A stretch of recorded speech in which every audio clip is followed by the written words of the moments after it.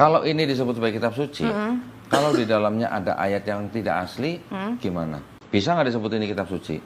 Nggak bisa lah kalau nggak ada ayat yang asli. Oke, sekarang moment of truth berarti. Angel sebagai yang pernah menjadi Kristen sekian tahun, tahu nggak yang menurut Angel itu ayat yang mengajarkan konsep Trinitas itu ayat yang mana? Trinitas. Tahu kan Trinitas kan?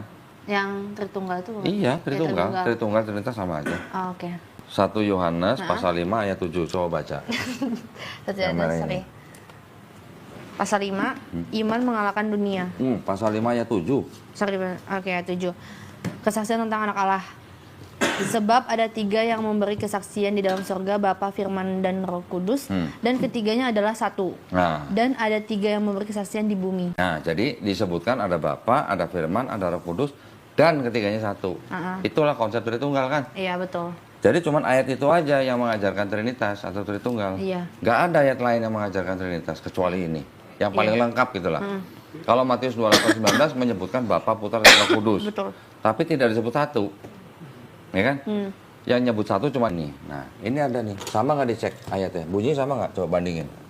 Ini sama itu tadi. Baca. Sebab ada 3 yang memberi kesaksian di dalam surga, Bapa, Firman, dan Roh Kudus, dan ketiganya adalah satu. Dan ada 3 yang memberikan kesaksian di bumi. Sama nggak sama itu? Sama. Ini punya Protestan, ini punya Katolik. Isinya sama kan? Sama. Karena yang ada 66 kitab di situ ya ada di sini gitu. Iya. Terus kenapa ini jadi banyak banget? Makanya baca nih yang di garis bawah. Oke. Di dalam surga, di bumi, bagian ayat ini tidak terdapat dalam naskah-naskah Yunani yang paling tua dan tidak pula dalam terjemahan kuno, bahkan tidak dalam naskah-naskah paling baik dari Vulgata.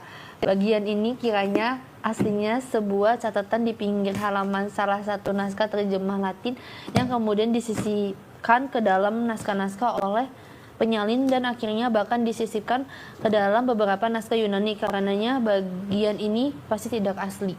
Tidak asli kata lainnya apa? Palsu. Lu yang ngomong ya, bukan gua kan? Tidak asli kan palsu. Nah iya, lu yang ngomong palsu kan, bukan gua kan? Lu udah baca sendiri, ada Bible yang bisa ngomong begini. Dan ini nggak cuma satu yang begini. Banyak belasan ayat-ayat yang tidak asli.